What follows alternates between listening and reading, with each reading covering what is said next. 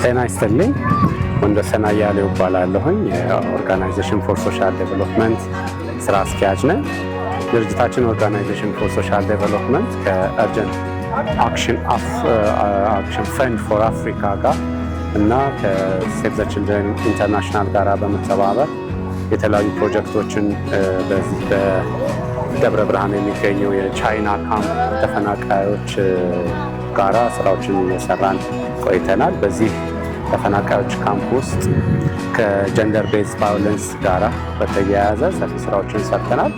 የማንቃት የዚህ የአድቮኬሲ ስራ የአዌርነስ ሬዚንግ ስራዎችን እና የመሳሰሉትን ስራዎችን ሰራ ቆይተናል። በዚህ ካምፕ ውስጥ ከሚገኙ ሌሎች መሰል ሀገር በቀል ተቋማቶች ጋራ በመተባበር የዚህ የአድቮኬሲ እና የካምፔን ስራዎችን ስንሰራ ነበረ። ከYWCA ጋራ በመተባበር በሴቶች ላይ የሚደርሱ የተለያዩ ጾታዊ ጥቃቶችን ለመከላከል ሰፊ እንቅስቃሴዎችን አድርገናል።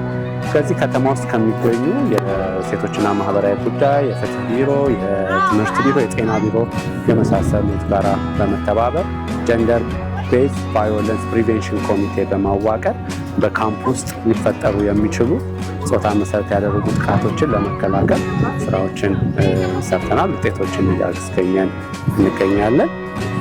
ከጾታ መሰረት ያደረጉ ጥቃቶችን መከላከል ብቻ ሳይሆን በዚህ ካምፕ ውስጥ የሚገኙ ሰዎች ተፈናቅለው ከተለያዩ ቦታዎች ወደዚህ ስለመጡ በጉዟቸው ውስጥም ከዚህ ቀደም የደረሰባቸው ጾታ መሰረት ያደረጉ ጥቃቶች ካሉ የዚህ የምክር አገልግሎት የጋይዳንስ ካውንስሊንግ አገልግሎቶችን የሚሰጡ ቢሮዎችን ተመልክተናል ማለት ነው።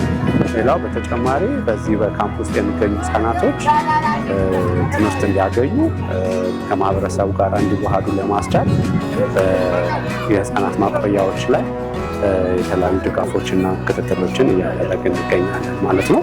እናመሰግናለን።